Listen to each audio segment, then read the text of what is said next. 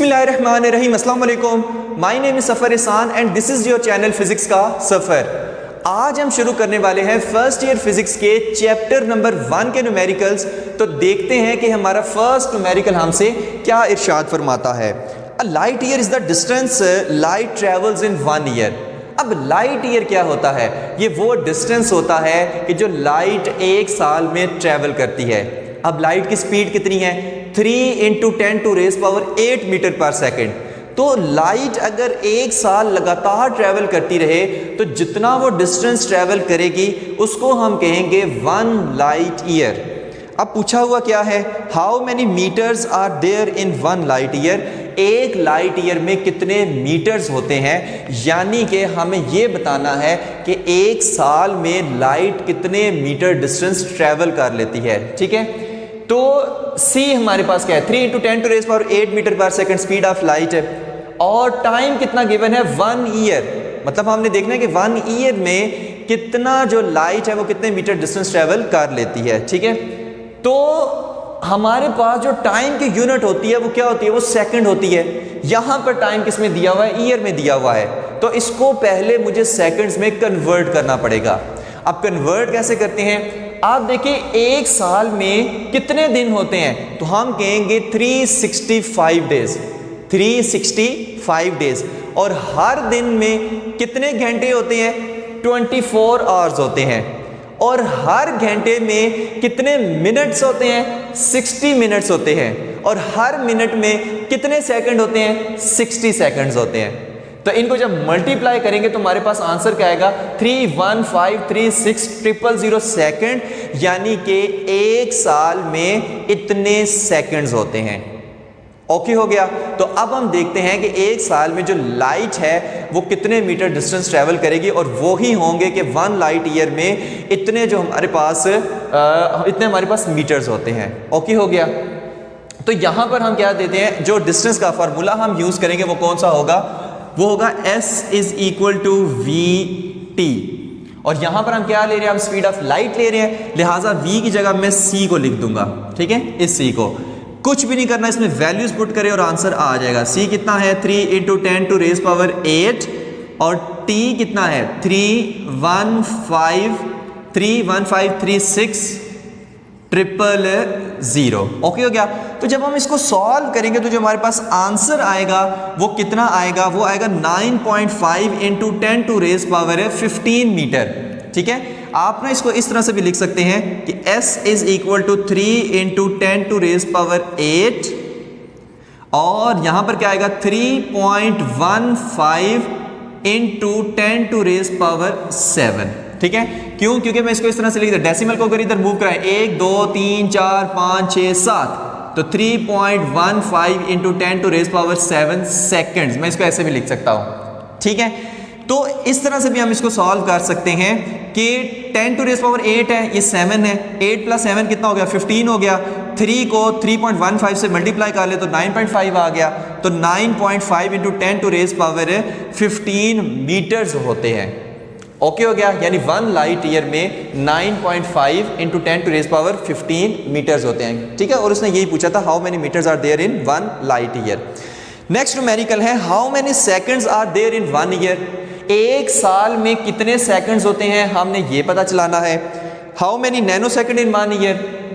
How many nano second in 1 year. 1 year में कितने nano seconds होते हैं? How many years in 1 second. एक सेकंड में कितने साल होते, या एक सेकंड में कितने साल होते हैं। ठीक है, तो देखते हैं कि हम ये किस तरह से फाइंड करते हैं। ये तो हमने फाइंड कर लिया कि एक साल में कितने सेकंड होते हैं। वो हमारे पास कितने निकले थे कि एक साल में हमारे पास 3.15 × 10⁻7 सेकंड होते हैं। ठीक है, तो वो तो हमारे पास निकल आए। T कितना है? 3.15 × 10⁻7 seconds. How many seconds are there in 1 year, तो वो तो हम पहले ही निकाल चुके हैं। अब हम देखते हैं इसका सेकंड पार्ट न्यूमेरिकल नंबर 2 का, how many nano seconds in 1 year. अब नैनो सेकंड के लिए कैसे हम उसमें निकालेंगे कि 1 ईयर इज इक्वल टू कितना है? 3.15 × 10⁻7 सेकंड। कि एक साल में हमारे पास इतने सेकंड होते हैं, लेकिन हमने क्या फाइंड करना है कि एक साल में कितने नैनो सेकंड होते हैं। तो आपने क्या करना है कि ये जो वैल्यू है 3.15 इंटू 10 टू रेज पावर 7, इसको आपने multiply and divided by 10 to raise power 9 से कर देना है। यानी इसको 10 टू रेज पावर 9 से मल्टीप्लाई भी कर देना है, इसको 10 टू रेज पावर 9 से डिवाइड भी कर देना है। तो हमारे पास क्या आंसर आएगा कि 1 year is equal to 3.15 into 10 to raise power 7 और 10 टू रेज पावर 9, ये हमारे पास कितना आ गया 10 टू रेज पावर 16। तो 10 टू रेज पावर 16, यहां पर हमारे पास क्या आया, ये जो 10 टू रेज पावर 9 है ये ऊपर आके क्या हो जाएगा, ये हमारे पास हो जाएगा 10 to raise power -9 second. Okay हो गया, ये क्या हो जाएगा 10 टू रेज पावर -9 सेकंड। अब हमें पता है कि 10 टू रेज पावर -9 क्या होता है, 10 टू रेज पावर 16 इधर लिखेंगे, 10 टू रेज पावर -9 हमारे पास नैनो होता है। 1 नैनो सेकंड कितना होता है 10 टू रेज पावर -9 सेकंड। तो 10 टू रेज पावर 9 को आप नैनो लिख दे, नैनो और ये साथ में सेकंड उसी तरह, यानी कि 1 ईयर में 3.15 into 10 to raise power 16 nano seconds होते हैं। ओके हो गया, आसान सा तरीका है इसको डिराइव करने का। नेक्स्ट हमारे पास है how many years in 1 second. एक सेकंड में कितने साल होते हैं, अजीब सा भाई, एक सेकंड में बताओ कितने साल होते हैं। तो क्या है कि 1 year is equal to 3.15 into 10 to raise power 7 second, ये तो हम सबको पता है। अब आपने क्या करना है, इस सेकंड को इधर ही रहने दें और ये जो पूरी वैल्यू है इसको इधर आके डिवाइड करा दें। तो 1 second is equal to 1 divided by 3.15 into 10 to raise power 7, यहां पर क्या आ जाएगा ईयर्स। ठीक है, तो हमारे पास जो आंसर इसको सॉल्व करके आएगा वो कितना आएगा 3.1 into 10 to raise power -8 years, यानी एक सेकंड में इतने साल होते हैं और हमने यही इसमें फाइंड करना था। तो देखते हैं हमारा नेक्स्ट न्यूमेरिकल नंबर 3 हमसे क्या कहता है। The length and width of a rectangular plate are measured to be 15.3 centimetre, कि हमने लेंथ और विड्थ मेजर की है रेक्टेंगुलर प्लेट की और लेंथ उसमें कितनी है 15.3 सेंटीमीटर, लेंथ कितनी दी हुई है 15.3 सेंटीमीटर और उस रेक्टेंगुलर प्लेट की विड्थ कितनी दी हुई है 12.80 सेंटीमीटर। पूछा क्या गया है find the area of the plate, आपने area of the plate find करना है। ओके हो गया, जब area of the plate find करना है तो एरिया हम किस तरह से फाइंड करते हैं, लेंथ इनटू विड्थ करके, लेंथ इनटू विड्थ करके। तो यहां पर लेंथ इनटू विड्थ करेंगे, लेंथ की वैल्यू कितनी है 15.3 और विड्थ की वैल्यू कितनी है 12.80। एरिया कितना आएगा फिर इसको सॉल्व करने से, जब इस दोनों को मल्टीप्लाई करेंगे तो एरिया हमारे पास आएगा 195.84 सेंटीमीटर स्क्वायर। अब यहां पर आकर स्टूडेंट क्या हो जाता है, खुश हो जाता है कि चलो भाई मेरा आंसर निकल गया। भाई वो इतना बेवकूफ़ नहीं है कि फर्स्ट ईयर में आकर आपको इतना आसान न्यूमेरिकल दिए कि भाई एरिया क्या होता है, भाई लेंथ इनटू विड्थ निकालो और एरिया निकल आया। भाई यहाँ पर जो आंसर आया है 195.84 सेंटीमीटर स्क्वायर, आपने इसको राउंड ऑफ करके एक प्रिसाइज डिजिट्स के अंदर लेकर आना है और राउंड ऑफ करके कितने डिजिट्स में आंसर लेकर आना है वो डिसाइड करेगा कि ये जो वैल्यूज हैं 15.3 और 12.80, अब ये क्या हो रही हैं, ये मल्टीप्लाई हो रही हैं। अब जब ये मल्टीप्लाई हो रही है तो हमने इसमें देखना है कि इन दोनों वैल्यूज में से सबसे पुअर वैल्यू कौन सी है, यानी सबसे कम सिग्निफिकेंट फिगर्स किसके हैं। अब जिसके सबसे कम सिग्निफिकेंट फिगर्स होंगे तो उतने ही डिजिट्स में मैंने आंसर बी लेकर आना है। अब यहां पर देखें इसके सिग्निफिकेंट फिगर्स कितने हैं 4, इसके सिग्निफिकेंट फिगर्स कितने हैं 3। क्या कोई ऐसी वैल्यू और है कि जिसके इससे भी कम सिग्निफिकेंट फिगर्स हों, भाई नहीं, 2 ही तो वैल्यूज हैं।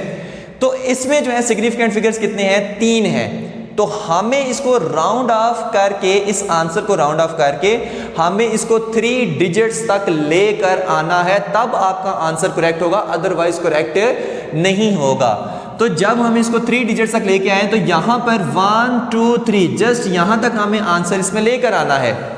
अब राउंड ऑफ रूल के मुताबिक ये जो 8 है ये क्या है, ये 5 से बड़ा है, ये 5 से बड़ा है, तो इससे प्रीवियस डिजिट में क्या हो जाएगा, 1 ऐड हो जाएगा। 1 क्या हो जाएगा, ऐड हो जाएगा। तो जो आंसर हमारे पास आएगा वो कितना आएगा, 196 सेंटीमीटर स्क्वायर। ये आंसर आपका क्या है, करेक्ट है। ये चीज देखने के लिए उसने ये न्यूमेरिकल आपको दिया है। ओके हो गया। तो नेक्स्ट न्यूमेरिकल देखते हैं, न्यूमेरिकल नंबर 4 हलवा न्यूमेरिकल है। अब यहां पर 4 में क्या कहता है, add the following message given in kg up to appropriate precision. और वैल्यूज कौन सी दी हुई है, 2.189, 0.089, 11.8, 5.32। अब आपने क्या करना है, इन मैसेज को जस्ट ऐड करना है और एक आंसर लेकर आना है। अब इसमें आंसर क्या आया है, 19.398 kg, 19.398 kg। अब फिर से स्टूडेंट कहे भाई वाह भाई बड़ी बात हो गई, इसने ऐड जस्ट वैल्यूज को ऐड करना और आंसर आ गया, वाह भाई वाह। लेकिन ऐसा नहीं है। उसने क्या कहा है, उसने अगर आप गौर करें तो उसने कहा है एप्रोप्रिएट प्रिसीजन तक आपने क्या लेकर आना है, इसमें आंसर इसको लेकर आना है। यानी कि यहां पर देखें अब आंसर कितने डिजिट्स में आ रहा है, 1 2 3 4 5 है। अब हमें जो है यहां पर जब ऐड वैल्यूज हो रही हो तो हम देखते हैं इसमें कौन सी ऐसी वैल्यू है कि जिसमें डेसिमल के बाद कम से कम डिजिट्स आ रहे हैं, तो हमारा आंसर भी फिर डेसिमल के बाद उतने ही डिजिट्स में आना चाहिए। यानी यहां पर देखें इसमें जो है वो डेसिमल के बाद कितने डिजिट्स आ रहे हैं, 3, इसमें डेसिमल के बाद 3 डिजिट्स आ रहे हैं, इसमें डेसिमल के बाद 1 डिजिट आ रहा है, इसमें डेसिमल के बाद 2 डिजिट्स आ रहे हैं। अब ऐसी कौन सी वैल्यू है कि जिसमें डेसिमल के बाद कम से कम डिजिट्स आ रहे हैं, तो आप कहेंगे सर वो वाली वैल्यू तो ये वाली है। तो हमें आंसर में भी डेसिमल के बाद फिर सिर्फ एक ही डिजिट चाहिए, हमें आंसर में भी डेसिमल के बाद सिर्फ एक ही डिजिट फिर चाहिए। अब एक डिजिट यानी कि हमें जो है ये डेसिमल है, इसके बाद ये एक डिजिट है, यानी हमें जस्ट आंसर यहां तक चाहिए। अब हम इसको करते हैं राउंड ऑफ, और राउंड ऑफ करके देखते हैं कि इसमें क्या आंसर आ रहा है। यहां पर देखिए इसमें 3 के बाद क्या आ रहा है, 9 आ रहा है, और 9 क्या है, 5 से बड़ा है। और हमें पता है कि अगर ये 9 ये 5 से बड़ा है तो इसके प्रीवियस डिजिट में क्या हो जाएगा, 1 ऐड हो जाएगा। प्रीवियस डिजिट में क्या हो जाएगा, 1 ऐड हो जाएगा। तो जो हमारे पास आंसर आएगा वो क्या आएगा, 19.4 kg। ये हमारे पास क्या है, एप्रोप्रिएट प्रिसीजन तक आंसर है। यानी कि ये आंसर हम आप लिखेंगे तो हमारे पास न्यूमेरिकल हमारा ठीक होगा, अदरवाइज ये ठीक नहीं होगा। नेक्स्ट न्यूमेरिकल है न्यूमेरिकल नंबर 5। बच्चे इसको काफ़ी ट्रिकी समझते हैं लेकिन आसान सा है। Find the value of g and its uncertainty using t is equal to 2 pi square root l by g from the following.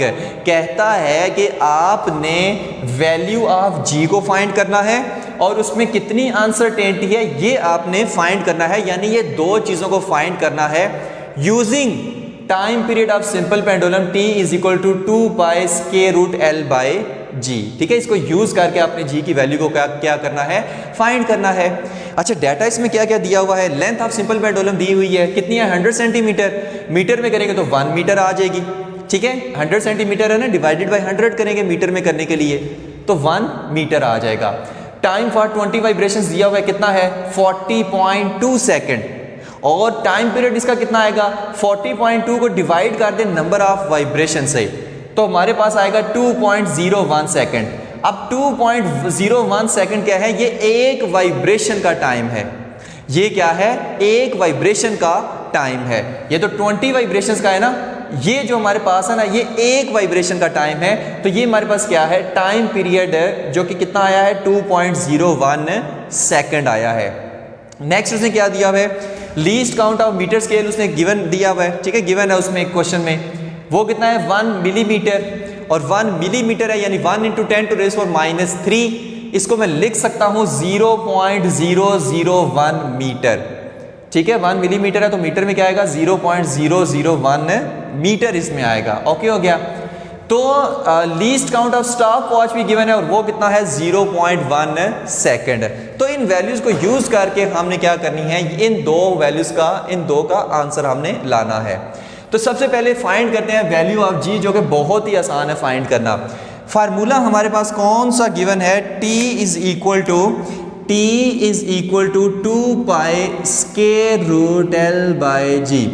आपने क्या करना है, g की वैल्यू को फाइंड करना है। तो आसान बनाने के लिए हम क्या करते हैं, दोनों तरफ स्क्वायर ले लेते हैं, नॉट स्क्वायर रूट, दोनों तरफ क्या ले लेते हैं, स्क्वायर ले लेते हैं। तो क्या आ जाएगा, t square is equal to, यहां पर क्या आ जाएगा 4 पाई स्क्वायर, और इधर से स्क्वायर रूट हट जाएगा तो क्या आ जाएगा l बाय जी। ओके हो गया। यहां से जो हमारे पास वैल्यू g को निकालना है ना, g को इधर ले जाएं, टी स्क्वायर को नीचे ले जाएं, तो g is equal to 4 pi square l over t square. इसमें अब हम वैल्यूज पुट करके क्या करेंगे, आंसर को निकाल लेंगे। तो वैल्यूज पुट करते हैं, हमारे पास वैल्यू क्या आएगी, 4 इंटू 3.14 का स्क्वायर, और l कितना है, l तो भाई 1 मीटर है, l तो भाई 1 मीटर है, डिवाइडेड बाय t कितना है, t तो भाई 2.01 है, तो 2.01 का स्क्वायर हम यहां पर करेंगे क्योंकि t स्क्वायर है। तो इसको सॉल्व करने से जो आंसर हमारे पास आता है वो कितना आता है, 9.76 मीटर पर सेकंड स्क्वायर। तो ये हमारे पास क्या आ गई, वैल्यू ऑफ g आ गई, g is equal to 9.76 metre per second square. Okay हो गया। अब इस वैल्यू में अनसर्टेनिटी कितनी है वो हमने फाइंड करनी है। भाई ये वैल्यू तो फाइंड करना आसान काम था, अब इसमें अनसर्टेनिटी कितनी है वो चीज फाइंड करनी है। देखिए जी का फार्मूला क्या था, 4 pi square l by t square, 4 pi square l by t square. अब इसमें देखिए वेरिएबल कौन कौन से, एक l है और एक t है। 4 पाई तो कांस्टेंट है, 4 पाई तो कांस्टेंट है। अब l और t स्क्वायर क्या हो रहे हैं, ये डिवाइड हो रहे हैं, L और T क्या हो रहे हैं, डिवाइड हो रहे हैं। और जब भी वैल्यूज यहाँ पर डिवाइड हो रही हो तो हम टोटल अनसर्टेनिटी निकालने के लिए हम क्या करते हैं, इन लेंथ की हम परसेंटेज अनसर्टेनिटी निकालेंगे, टाइम की हम परसेंटेज अनसर्टेनिटी निकालेंगे, दोनों को ऐड करेंगे तो हमारे पास टोटल अनसर्टेनिटी इन G आ जाएगी। फिर से हम बता रहे हैं कि L और T क्या हो रहे हैं, डिवाइड हो रहे हैं, इनकी हम क्या करेंगे, परसेंटेज अनसर्टेनिटीज निकालेंगे, उनको ऐड करेंगे तो हमारे पास टोटल अनसर्टेनिटी इन G निकल आएगी। ओके हो गया। तो देखते हैं percentage uncertainty in length, percentage uncertainty in length, मैंने क्या कहा था, इनको फिर ऐड करना, प्लस करेंगे, plus percentage uncertainty in time period, plus percentage uncertainty in time period. लेकिन यहां पर आपको नजर आ रहा है t की पावर यहां पर कितनी है, 2 है, t का स्क्वायर है, तो पावर फैक्टर इसका कितना आ रहा है, 2 आ रहा है। तो जब भी हमारे पास ये पावर फैक्टर में वैल्यू आ रही है तो इसकी परसेंटेज अनसर्टेनिटी को मैं क्या करूंगा, फिर 2 से मल्टीप्लाई कर दूंगा। ये हमारे पास क्या था, रूल था, ठीक है, आप चैप्टर में पढ़ के आ चुके हैं। तो L की क्या है, percentage uncertainty length plus 2 into percentage uncertainty in time period.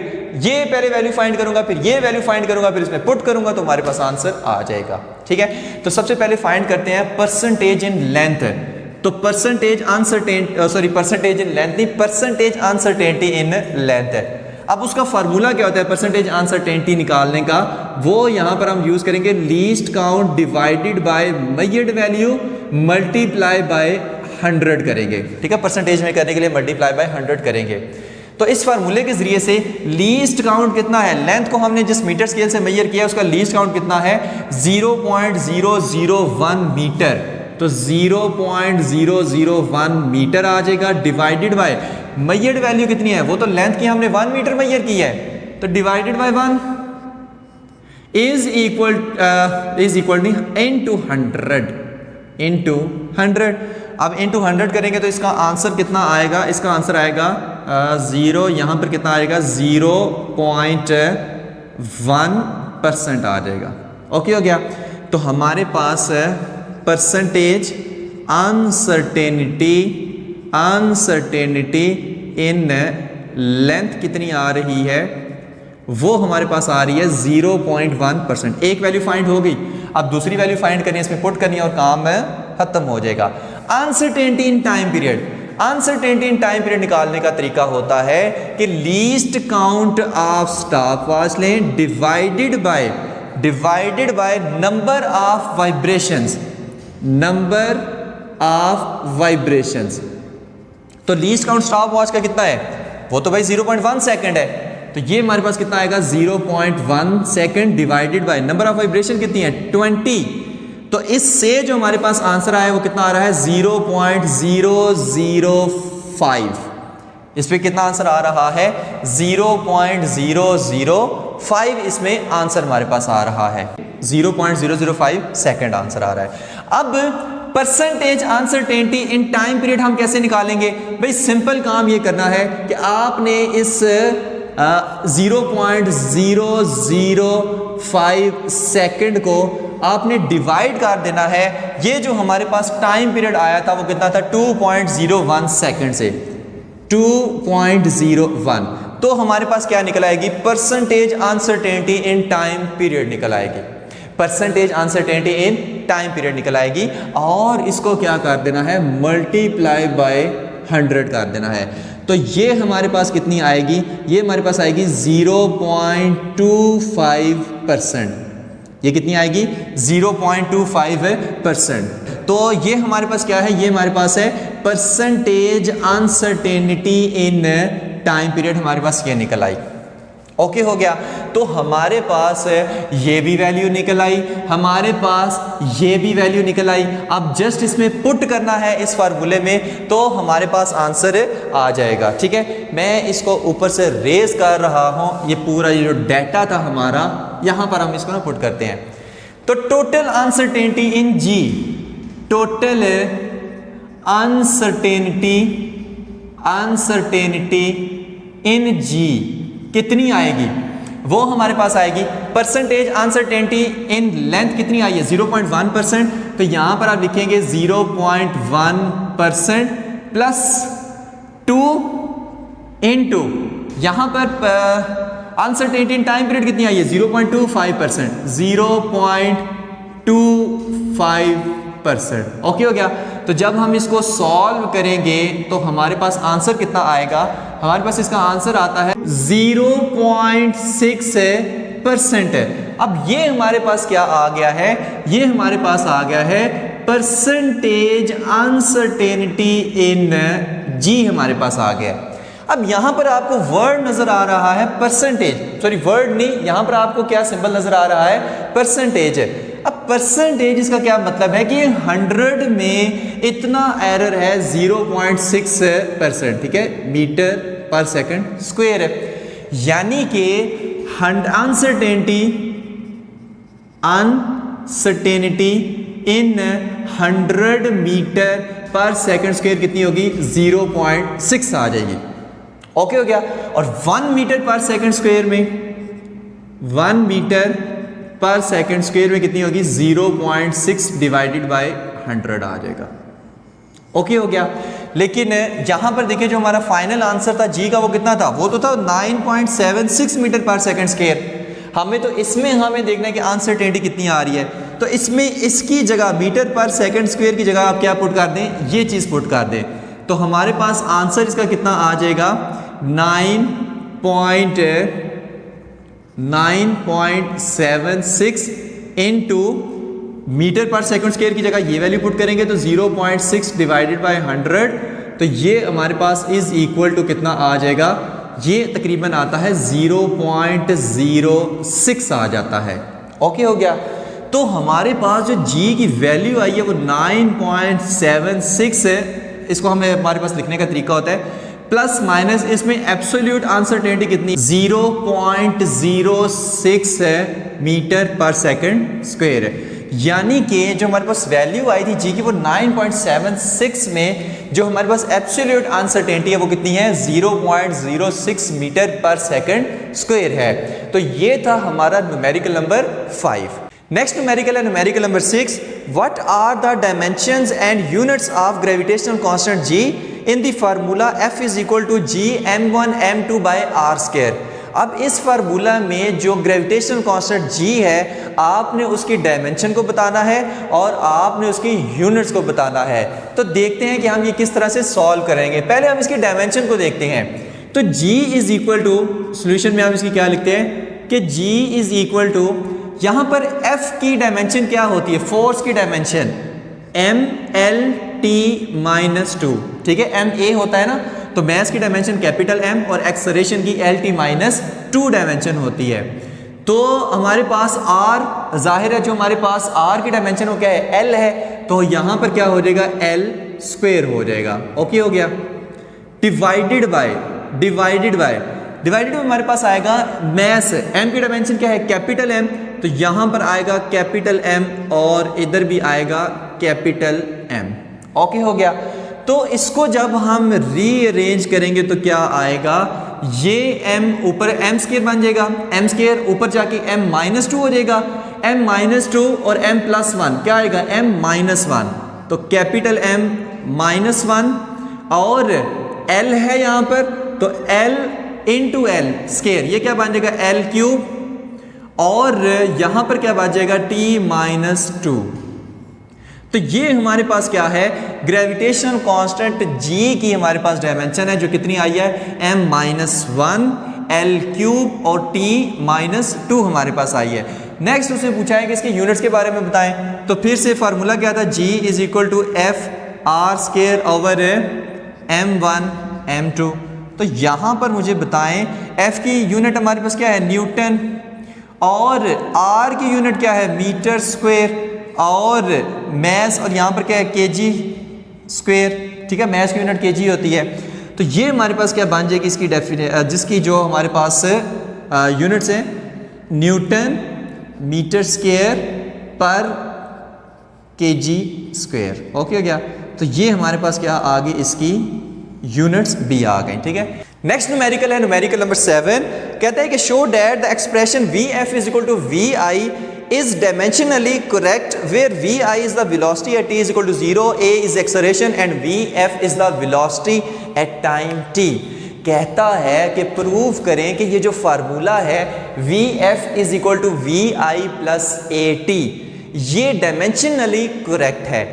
यानी कि ये किस तरह से डायमेंशनली करेक्ट होगा कि अगर इसकी जो लेफ्ट साइड की डायमेंशन है इस फार्मूला की, वही डायमेंशन इसकी राइट साइड पर भी आए तो हम कहेंगे कि ये फार्मूला डायमेंशनली करेक्ट है। अब वो किस तरह से आता है वो चीज़ देखते हैं। हम दोनों साइड की ना, लेफ्ट साइड की और इसकी जो राइट हैंड साइड की जो हमारे पास है उसकी जो डायमेंशन है वो हम निकालेंगे, ठीक है। लेफ्ट हैंड साइड की और राइट हैंड साइड की हम डायमेंशन निकालेंगे। अगर वो इक्वल आती है तो ये फार्मूला डायमेंशनली करेक्ट है।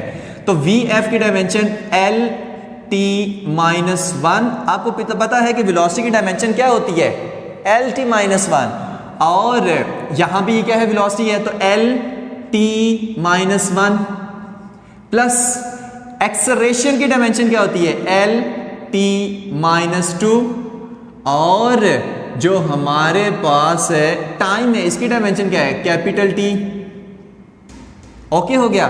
तो यहां पर क्या आएगा, LT-1 is equal to LT-1 plus T-2 और T+1 कितना आया, T-1, तो LT-1, ठीक है।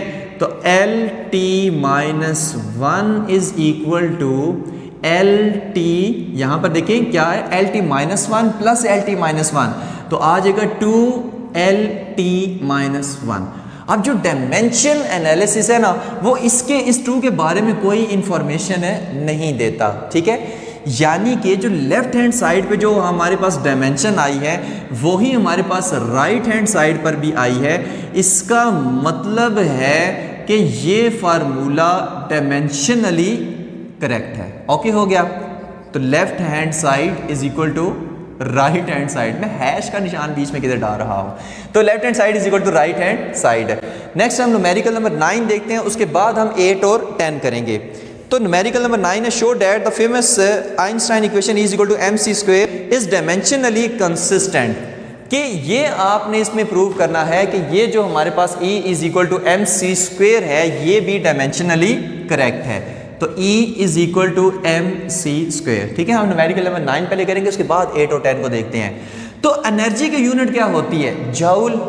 वर्क की यूनिट क्या होती है? जूल। तो यहां पर हम इसकी जो हमारे पास डायमेंशन है वो वर्क की सेंस में निकालते हैं। ठीक है, क्योंकि एनर्जी की भी यूनिट जूल होती है, वर्क की भी यूनिट जूल होती है। तो वर्क क्या होता है? FD। F की डायमेंशन क्या होती है? mLT-2। और D की डायमेंशन क्या होती है? D की डायमेंशन हमारे पास होती है कैपिटल L। ओके हो गया? तो ये हमारे पास क्या आ जाएगा? mL²T-2। ठीक है, L इंटू L क्या बनेगा? L² बनेगा। अब देखते हैं क्या इस साइड पर भी यही डायमेंशन आ रही है?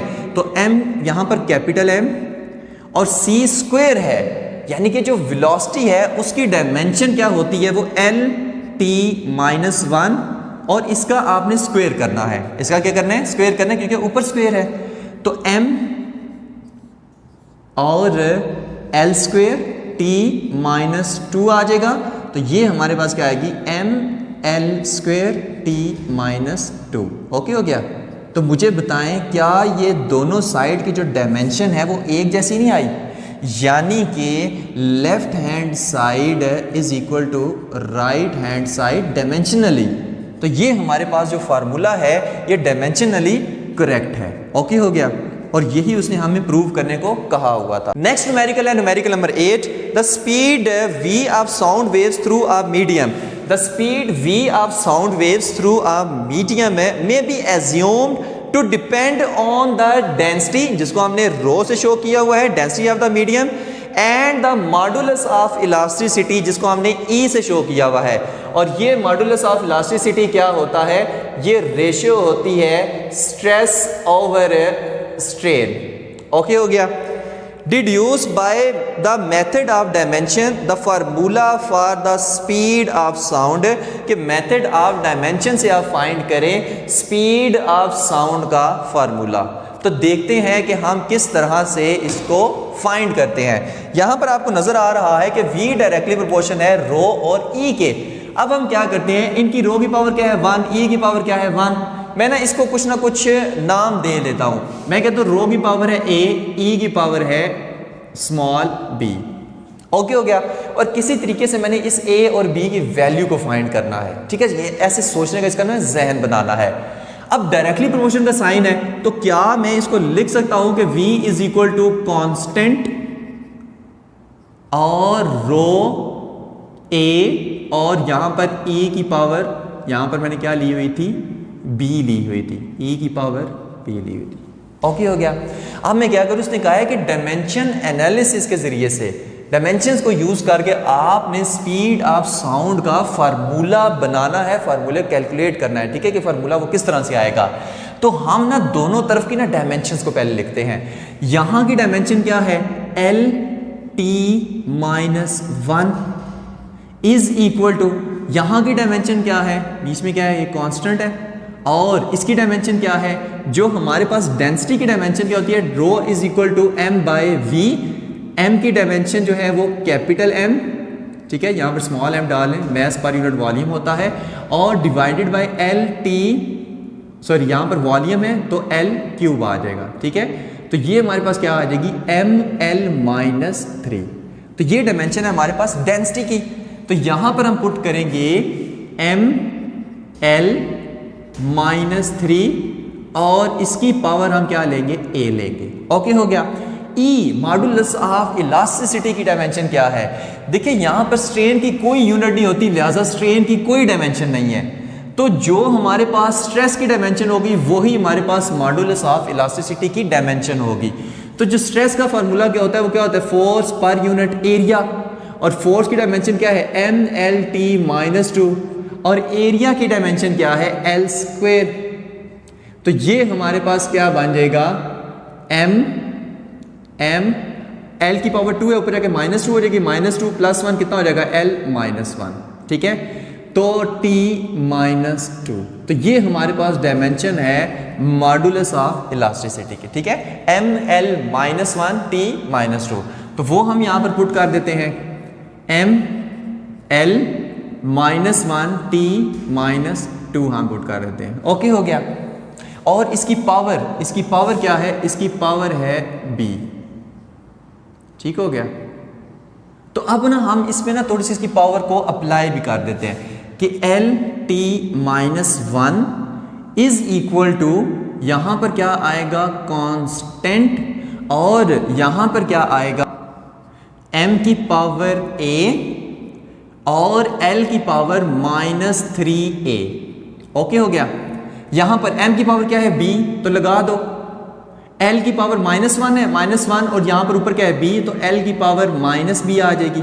और t की पावर क्या है -2, और ऊपर क्या है यहाँ पर डायमेंशन के, ये ऊपर क्या है b, तो यहां पर क्या आ जाएगा t और -2b आ जाएगा।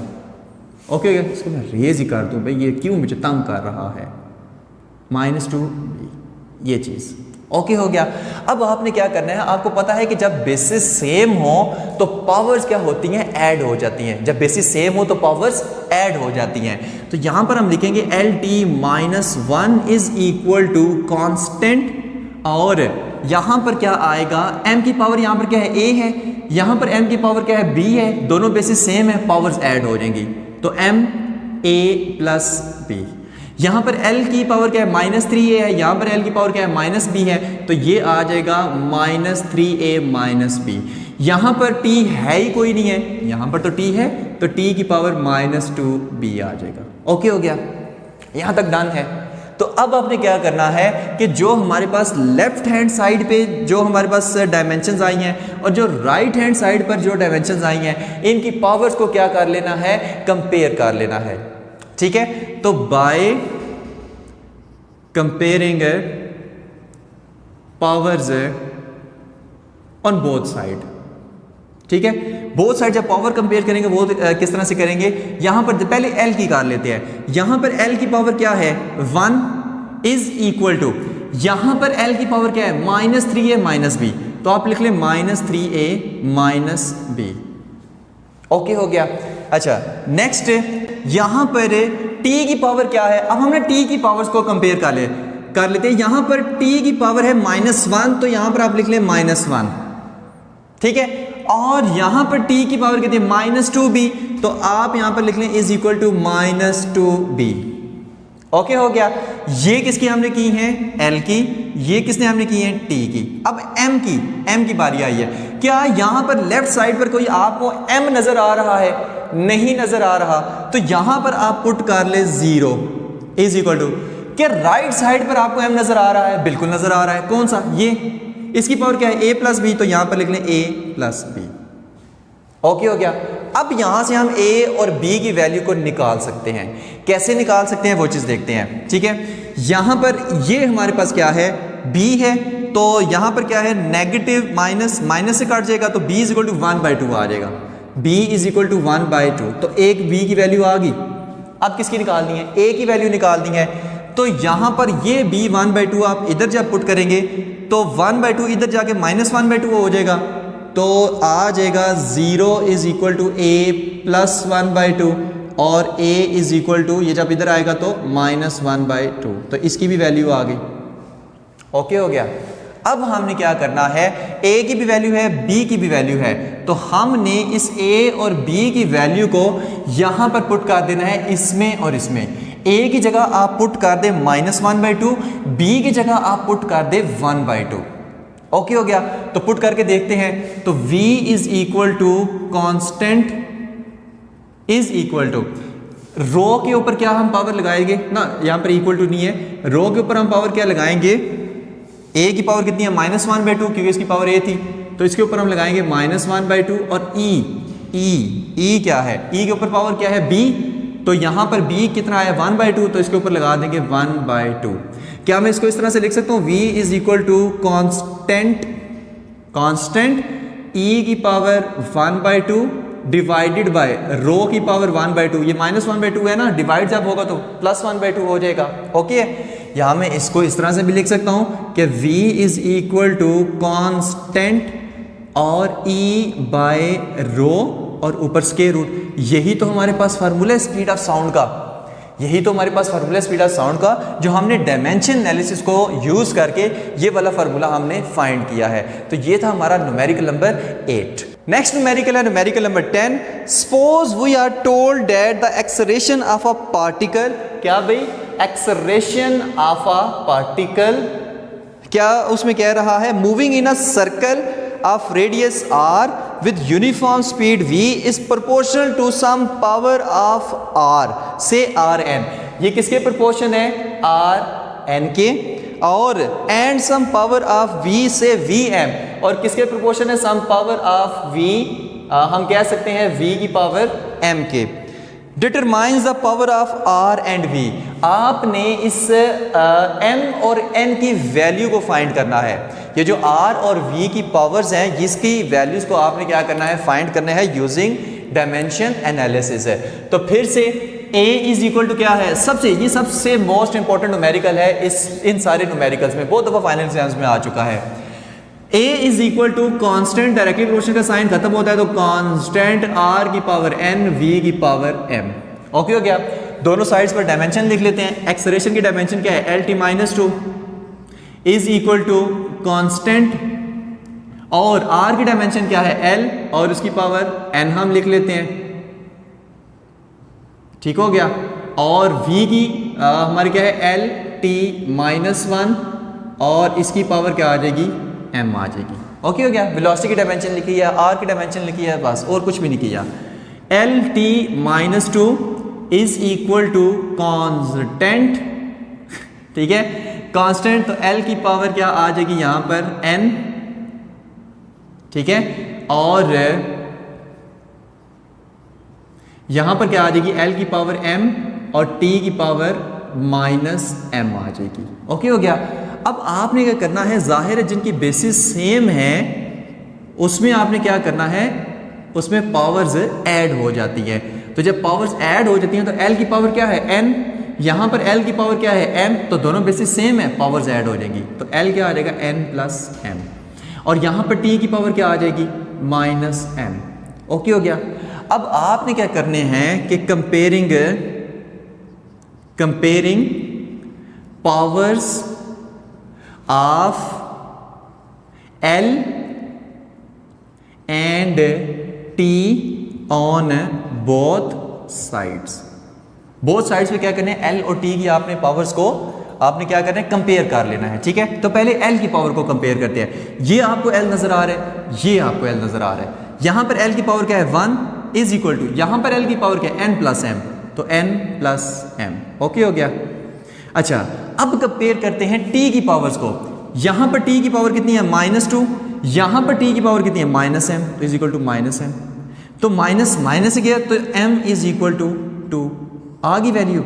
हमने क्या फाइंड करनी है, n की वैल्यू और m की वैल्यू, ठीक है। तो m की वैल्यू तो आ गई 2। अब इस m की वैल्यू को इधर पुट करते हैं, तो ये आ जाएगी, यहां पर करते रहते हैं, 1 is equal to n plus 2 आ जाएगा। ओके हो गया। तो 1 - 2 इज इक्वल टू n, और n इज इक्वल टू क्या आ जाएगा, -1। डन हो गया। तो ये थी हमारी m इज इक्वल टू 2 और n इज इक्वल टू -1, और यही हमसे फाइंड करने को कहा गया था कि आप जो इनकी पावर्स हैं n और m, इनकी वैल्यूज को फाइंड करें। तो n की वैल्यू कितनी आई, -1, और m की वैल्यू कितनी आई, हमारे पास 2 आई। तो ये थे हमारे इस चैप्टर नंबर 1 के न्यूमेरिकल। होप्स हो कि आपको समझ आ गए होंगे। Thank you very much. अल्लाह हाफिज़।